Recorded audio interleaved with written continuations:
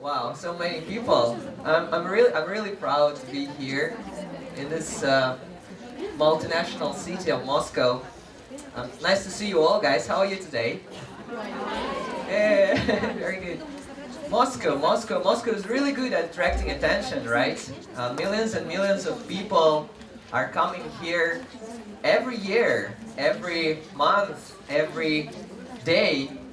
Millions of teachers are coming here. It's really good at attracting attention. Sadly, some teachers coming to Moscow, teachers working in other cities of Russia, they find it hard to attract attention of their students, right? Sometimes it's very difficult. They say that the students don't listen to them, they don't listen to what they're saying, they're not interested in the lesson itself. Sadly, when you start to analyze the structure of the lesson plan itself, you come to assume that the problem is in the lesson plan. So there isn't enough dynamics in it. It's not interesting enough for the students. So to get your students' attention, the most basic thing, this is where you need to start to look at the lesson plan itself. And so we will discuss a few little tips, little hacks that will help you change things dramatically if something is wrong with the plan. So the first thing is, of course, the most basic thing, different activity types in the lesson.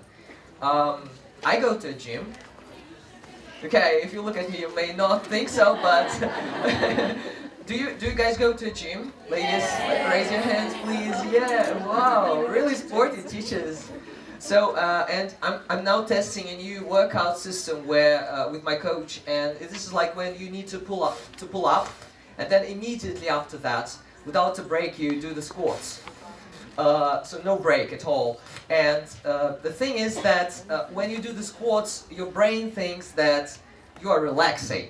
So for the brain, it's literally the same to take a seat on the bench or to do the squats. It's not the same for the body, but for the brain it is the same. It thinks that you're relaxing. So when your brain studies something new, learns some new language or a new skill, it's the same, right? And of course, you might want to have different activity types in your lesson, and you may want to change them as often, as quickly as it is possible. Do you know how we can, what is the best length of an exercise or an activity for young learners? 5 minutes? 5 minutes? 2 minutes? Well, they say that you need to take the age of the child, so for instance it's 4 and plus 1. This is the maximum time you can spend on one game. So 5-year-olds can, they can manage, it can be 5 minutes or longer, 6 minutes, so, but it's the maximum. I would prefer to make it as short as it is possible, like 2 minutes or even 1 minute sometimes. And when I say different activity types, I don't mean action, some active games and quiet games, yes, but I also want to say that we need to have different activity types, like speaking, listening, reading, writing, and change them as quickly as possible. Sometimes they do need a break, and you know this word, brain breaks. When I say this, teachers usually think of a song or a dance, when children stand up and do some actions. But it can be different. For example, you can make them stand one in front of the other, yeah, in front of each other, and they take a piece of paper, crumple it, and I have a piece of paper in my right hand. My partner has a piece of paper in his left hand, and the task is to throw the piece of paper, and I need to catch it with my left hand. So it's like a crisscross. And they do it like this. It's really, you can imagine how crazy they can be while doing this exercise, but it's really fun. If you don't want to do this with paper balls, you can use hands. It's going to be like crisscross hands. Okay, or a book. You take a book, you need a book, and you pass it to your neighbor like this. My neighbor takes the book and passes it to me. and we do this, okay? So we stand up and do this. And let's try to do a few brain breaks right now. So some of you are standing. Guys, sitting, please stand up, stand up, stand up, stand up. Okay. All right. Can you show me your right hand? Okay, wiggle your fingers, please. Wiggle, wiggle, wiggle. Very good. And now touch your nose. Okay, now show me your left hand. And touch your ear. Right ear. Okay, and now, like this. Okay, and now slowly change. Change again. Now quicker. Change. Okay, and then the same with the second part of the body, okay? We'll not do this right now. Okay, now, guys, this line, you are students A, B, A, B, A, B, and so on. Okay? A, B, A, B, A, B, A, B. Okay. Students A, show me your hands. Great. Put your hands in front of you, like this. Now, like this. And like this. Okay. Masha, can you come here, please? Come here. Okay. Masha, move your finger. This finger. Okay, move this finger. This one. It's hard, right? Okay, do it with your partner, student B. Okay, right now, do it in pairs. Go, go, go. What should I do? Yeah, go. It can be a pair. No, I can.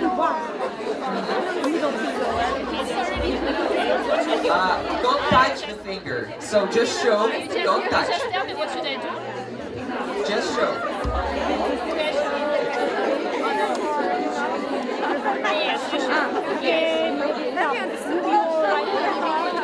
Okay, guys, it's enough. Thank you so much. Thank you so much. Let's take your seats. Take your seats. Take your seats. Take your seats. Thank you so much. Give a round of applause to yourselves. Great job. So it's fun. It's fun, and it is difficult. It is difficult. It's not dancing, right? It's something else. Okay, different activity types. Number 1. Number 2, a lot of movements. Children like to move. They don't like to sit still. Let them move. All right? Sometimes we find it hard to make them work in pairs and do freer activity tasks that our adult students do with pleasure. For kids, it's very often difficult to work in pairs, especially for a 6-year-old and 7-year-old. It's next to impossible. So, who said that they have to sit while asking questions, right? Why sitting? Let's stand up. Don't stand up. Let them stand up, and why not ask questions standing on one hand, like this, right? If you touch the ground with your second hand, or second leg, no hand, you lose, right? And your partner starts asking the question. So, what's your name? How old are you? And so on. Oh, okay, you're a loser. And he asks, let's make this activity more challenging and add a balloon on the head. So they're standing and talking. And if the balloon falls down, if I drop the balloon on the ground, I lose. My partner asks me questions. So he takes the balloon, puts it on his head, and asks me questions. Why not? Pair work. There are lots of games like rock, paper, scissors, you know, right? Rock, paper, scissors, 1, 2, 3. Oh, I win. I take a card and I ask my partner a question with a word on the card. But there are less common games like dog and cat. So we'll do it in pairs right now. So A, B, A, B, A, B, A, B, A, B, A, B. Students A, can you show me your hands, please? Okay, you are cats. You are cats. Your cats. Students B. B, B, B, show me your hands. Okay, you are dogs. So cats above, dogs under the cats. We do it like this. Meow, meow, cough. You need to catch. And the dog and the cat needs to run away, okay? In pairs.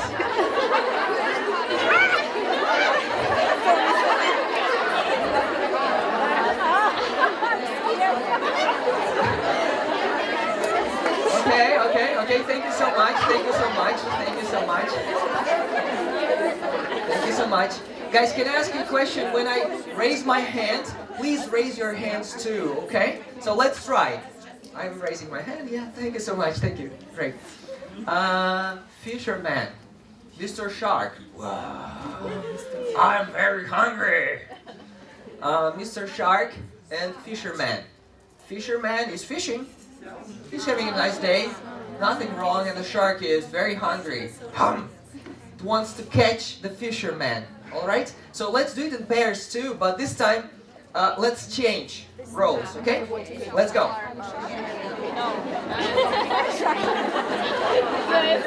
I'll change.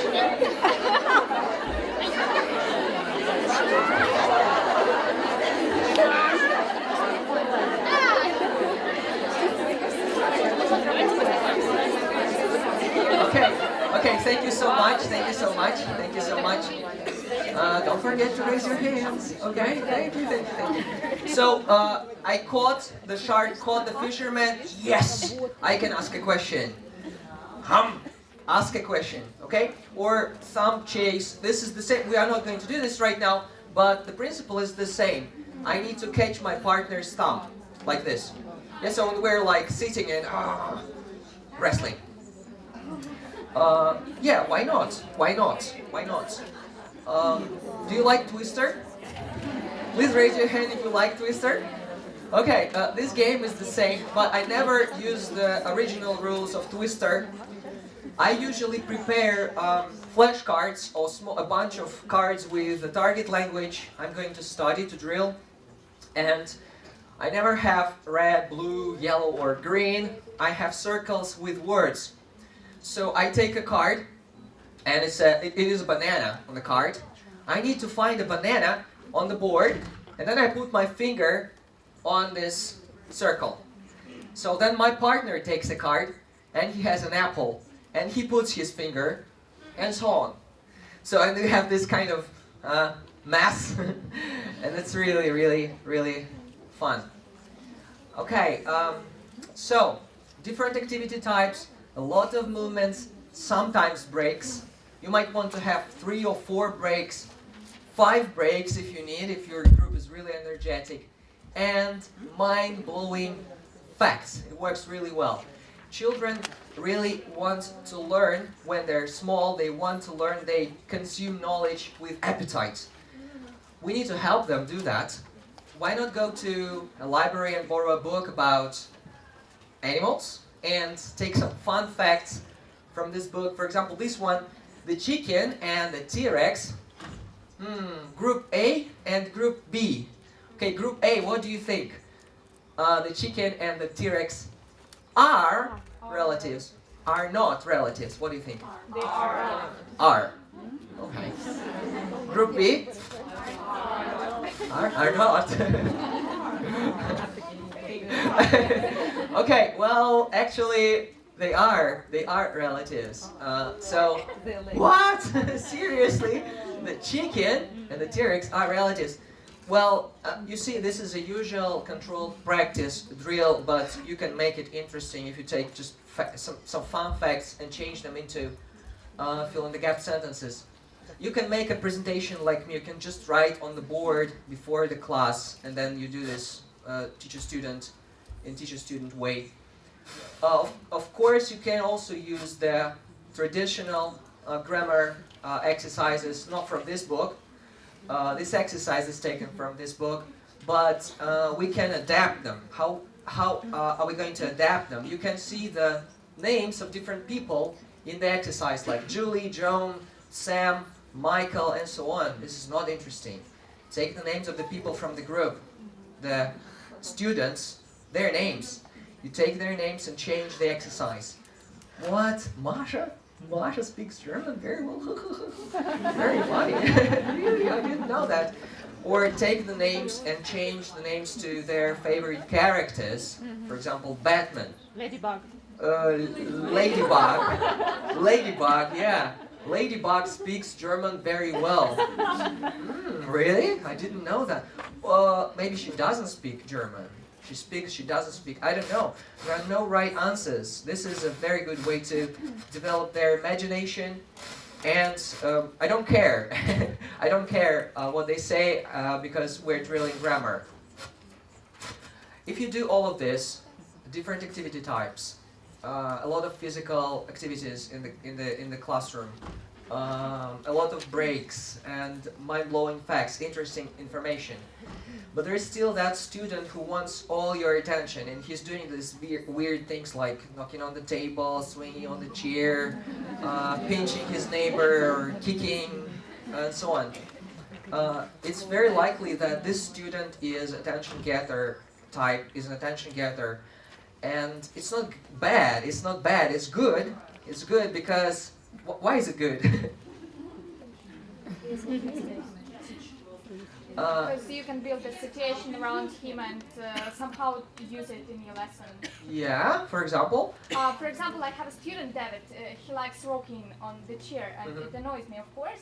But when we take present continuous, for example, oh, look at David, what is he doing? He is, rocking, Okay. and something like that. Yeah, you can do that. Well, when he does that, it means that he wants to interact with you in some way. He just doesn't know how to do that properly. These models of behavior, wrong models of behavior, they're usually from their family, where his mom and his dad are too busy to take care of the kid, unfortunately.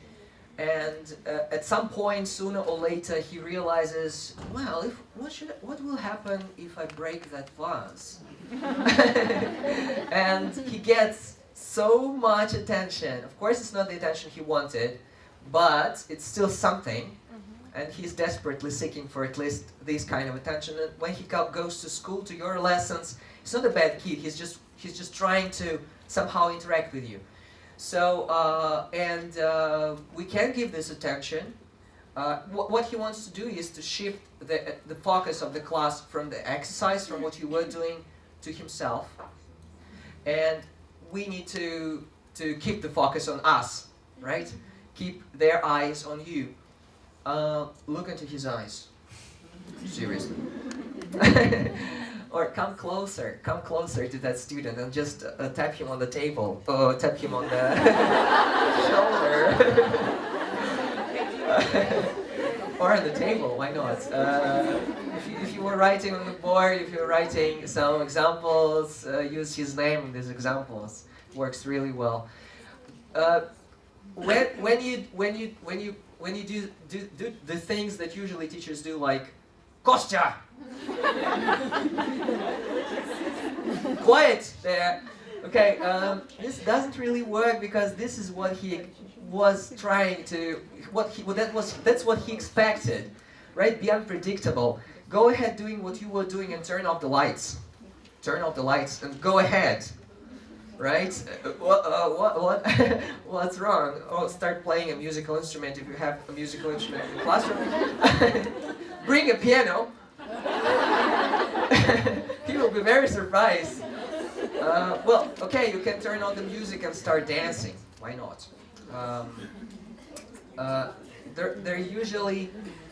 There is usually a game or an activity they like, and you will spend the first month trying to discover what it is, and then when you start to feel that you're losing the control, and you can start playing this game, immediately all their eyes are on you, because all their attention is back.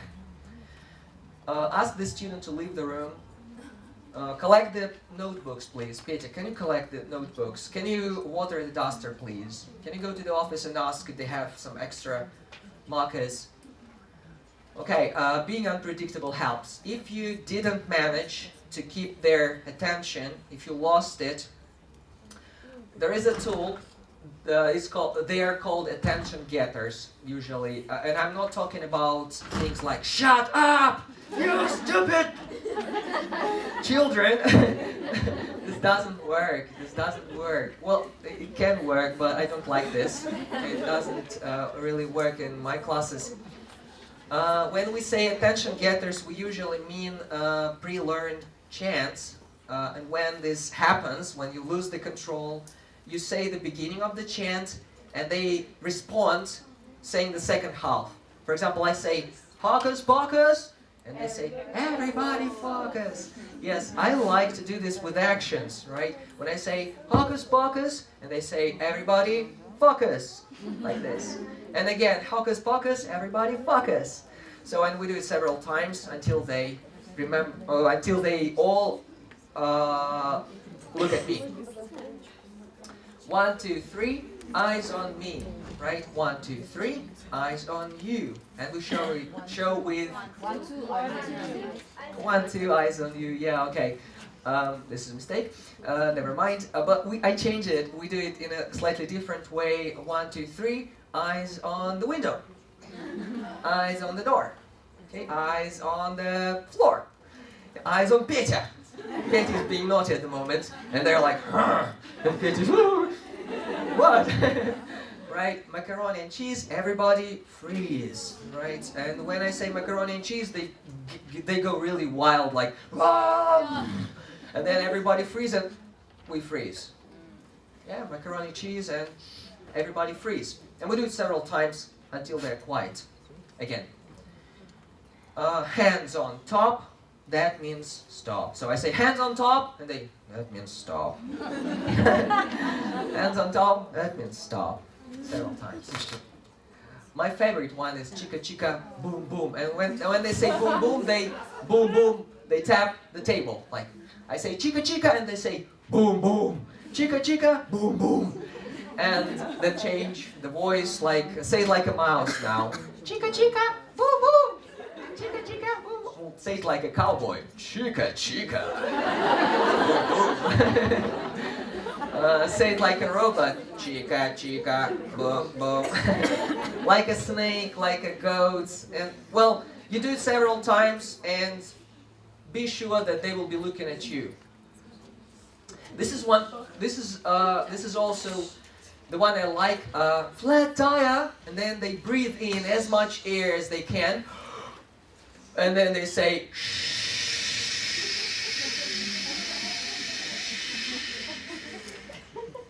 flat tire.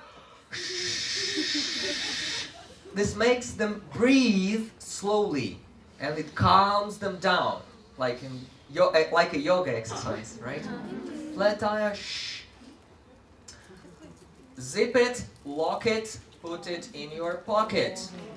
Zip it, lock it, put it in your pocket. And we say it together.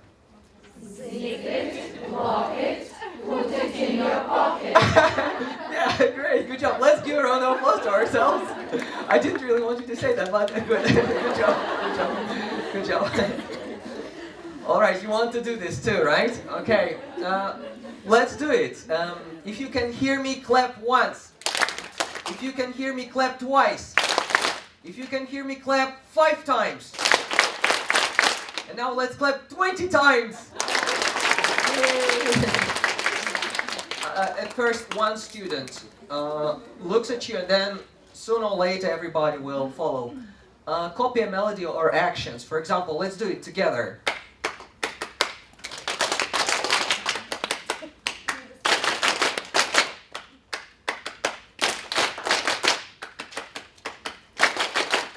You can do the same with sounds like ooh, ooh, ooh, ah, ah. And they say ooh, ooh, ooh, ooh, ah. And yeah, why not? Why not?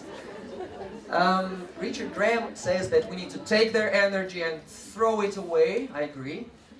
And he makes them clap. Can you clap, please? Louder, please. Louder, louder. Now, stomp with your feet and clap. Go ahead, go ahead. Louder, louder, louder, louder, and stop. Yes, it's difficult. We tap on the table. We tap on the table. So they do like this. And it gets really wild and it's really noisy in the classroom. That's why all teachers of my school hate me. Tap the table. Count down. Just look into the eyes of the student and start to count down like this. He doesn't want to discover what happens when you count to 0. Or start doing some fine motor skills exercise. So you just take a pen or a pencil and you roll it like this. I like this. or massage your ears. Oh gosh, it's so nice. I like this so much, and they will like it too.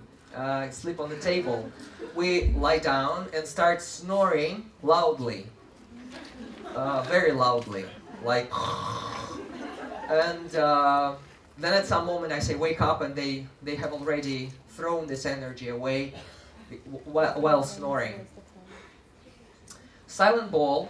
When you take a ball and pass the ball around, and you need to make no sounds. If you make a sound, you lose. You're out of the game, right? You pass the ball, and if you accidentally say something like haha or hee hee, you are out of the game. And the last attention getter today, we'll do it together, okay?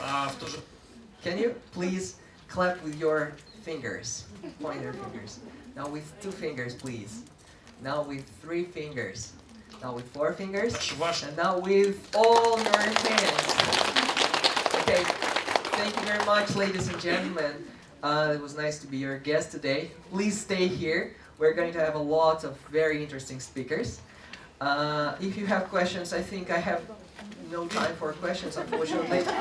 But you can always go to my blog, find me there, and write a message to me directly. I'll try to help you.